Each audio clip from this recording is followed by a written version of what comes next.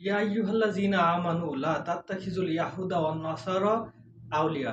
পবিত্র কোরআনে সূরা মায়েদার ৫১ নম্বর আয়াতে আল্লাহ বলতেছেন যে, হে ঈমানদারগণ, ইয়া আইয়ুহাল্লাযীনা আমানু, তোমরা ইহুদি এবং খ্রিস্টানদেরকে বন্ধুরূপে গ্রহণ করে না। কারণ ইহুদি খ্রিস্টান তারা একে অপরের বন্ধু। অর্থাৎ ইহুদি খ্রিস্টান এবং খ্রিস্টান ইহুদিদের বন্ধু। সুতরাং এই আয়াতের মাধ্যমে আল্লাহ ইহুদি খ্রিস্টানদের সাথে মিশতে বা বন্ধুত্ব করতে নিষেধ করতেছে। তাহলে কি সৌদি আরব বা বিশ্বের ভালো, ভালো মুসলিম দেশগুলা কি কোরআনের এই আয়াতটা জানে না? তাহলে আমেরিকার সাথে সৌদি আরবের কেন এত সম্পর্ক?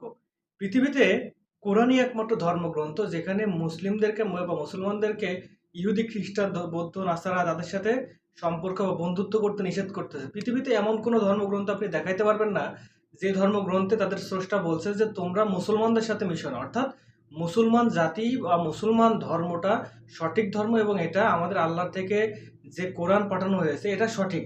সেজন্য অন্য কোনো ধর্ম কিন্তু মুসলমানদের সাথে মিশতে বা বন্ধুত্ব করতে নিষেধ করছে না। কিন্তু আল্লাহ সরাসরি বলে দিছে যে তোমরা ইহুদি এবং খ্রিস্টানদের সাথে বন্ধুরূপে গ্রহণ করো না। সুতরাং ইহুদি এবং খ্রিস্টান বিশেষ করে চীন, রাশিয়া, জাপান, যুক্তরাষ্ট্র এদের কাছ থেকে বন্ধুত্ব বা সাহায্য চাওয়াটা আমাদের মুসলমানদের জন্য সত্যিই একটা ভয়ংকর রকম দুর্বলতা ইসলামের বা মুসলমানদের এটাই প্রকাশ পায়।